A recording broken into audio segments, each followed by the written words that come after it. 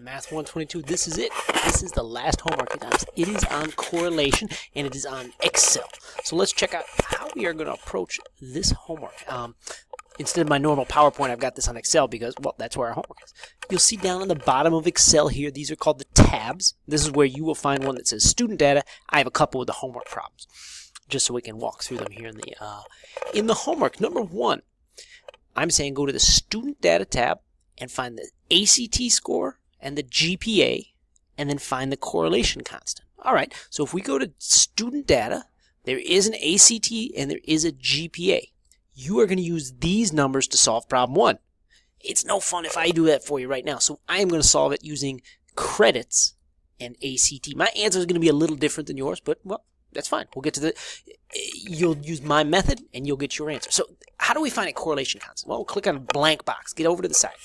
In order to do calculations like this on Excel, we need to hit equals first. That is making Excel think like a computer. Say, wait, you know, it's right now, or think like a calculator, rather. It's going to do computations.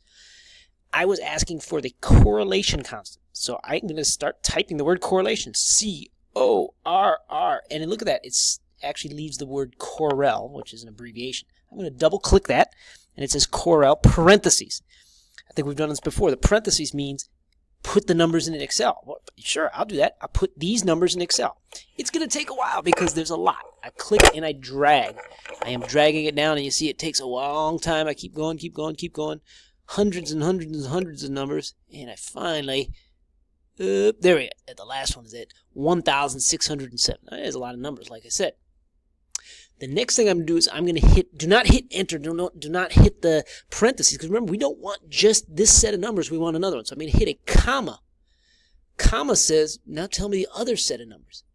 And if you remember, I said I was going to do credits, and I think this was ACT. So I'm going to click this number right here, and I'm going to pull it back up. So right now, I'm basically picking 2 columns worth of numbers. You're going to pick your own 2. And I go, oh, finally made it up to the top right there. And look at over here in my formula. It says Corel, the correlation. It's got the blue for all those credit numbers, and it's got the pink, or is that orange? I'll let you decide, for the ACT numbers. That's it. I've got all the numbers in my formula. Now I close the parenthesis, and I hit enter, and it shoots out this number to me right here. 0.02. Now, if you have read, I'm going to go back to the homework. So I type in here, correlation constant equals 0.02. Now, if you've read in the course lecture notes, I tell you what it means when you have a number like this. So I'll let you interpret that in terms of this scenario, that a small number like that is not a very good correlation. You'll do the same with the ACT and GPA. Let's look at number 2. Number 2 is going to be somewhat similar to what we did before, last week, because look, it's got the unusual. You know, is it bigger than this or smaller? Number 2 on this homework is talking about junior class. I'm going to do it with, let's say, sophomores. So let's go to the student data. Well, let's go back. I'm going to make sure I read it carefully. Isolate only the junior class. So isolate. How do I get only the juniors? Or, like I said, I'm going to do only the sophomores. So here we go to the class right here. This gives all the students, or the freshman, sophomore, junior, senior. So if you see that these little arrow boxes next to class, if I click that, it gives all the different categories. So when I say the word isolate, that's exactly what I mean. I say get rid of these and pick only the ones you want. So in my case, I'm going to go sophomore, SO, and I hit enter. Okay. And look at that. It gives me all the student data, but only for sophomores. There's no juniors, there's no seniors, no freshmen, nothing like that. So now that I've only sophomores, look what it says. Find the mean ACT score for the junior class. Well, we're doing sophomores. So, okay, here's ACTs. Mean is another word for average. So how do I find the average of all those numbers? Remember how we've done it before. Hit equals. Make Excel think like a calculator. What do I want it to calculate? I want to calculate the average. So I start to type. Oh, there it is. Double click average.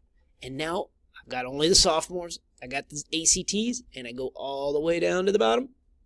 There's only about 400 this time, it says, which makes sense because I'm not dealing with the whole thing. Close the parenthesis.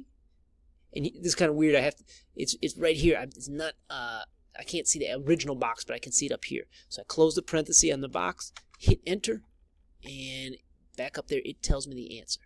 So the mean age for a sophomore is 22.7 years old. I'm going to round that up. So average equals 22.7. Okay. Next square, standard deviation. I think we know how to do this. I've got all the sophomores still isolated, so that's check. I've got the ACT numbers, but I want the equals standard, and it gives me all this stuff. I'm going to go for stdev p right there. Click that. All right, there it is. I clicked it. It's got that parenthesis. That parenthesis means tell me what numbers I want. Well, I want these ACT numbers, so I pull it all the way to the bottom. I close the parenthesis, and you can see it right here. I can't see the original square, but I can see it here. I hit enter, and I go back up, and it says my standard deviation is 4.15 if I round it. So SD equals 4.15. Part C, usual and unusual. You remember how to do this. You take equals, make it think like a calculator. Take the mean age, that's the middle, and you add the standard deviation. Not once, you add it twice. And that says 31. So what does that mean? It means that 31 is the cutoff. Anything beyond that is unusual. So I think we can see what the answer would be in this case. Okay, fair enough. Here I'm talking about junior class. I did the answers for the sophomore class. You'll apply the same methods. Part 2 for the homework. The second page, I suppose, would be.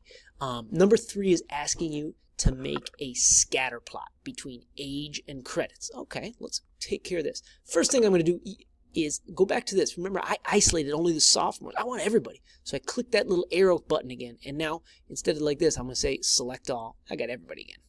Okay, now I got everybody. I was supposed to make a scatter plot. What was I trying to scatter plot? Age and credits. Okay. Age is over here. Credits is over here. So this is a little interesting. I'm not going to do the entire group. I'll just do a few. I'm going to click and drag the age numbers like that. You'll go all the way to the bottom. You get all 1,600 or however many it was. And then you have to hit the control button.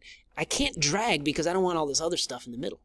I hit control. I'm holding the control button right now, and I click the credit number. And you see everything's dark, all the numbers that I've highlighted.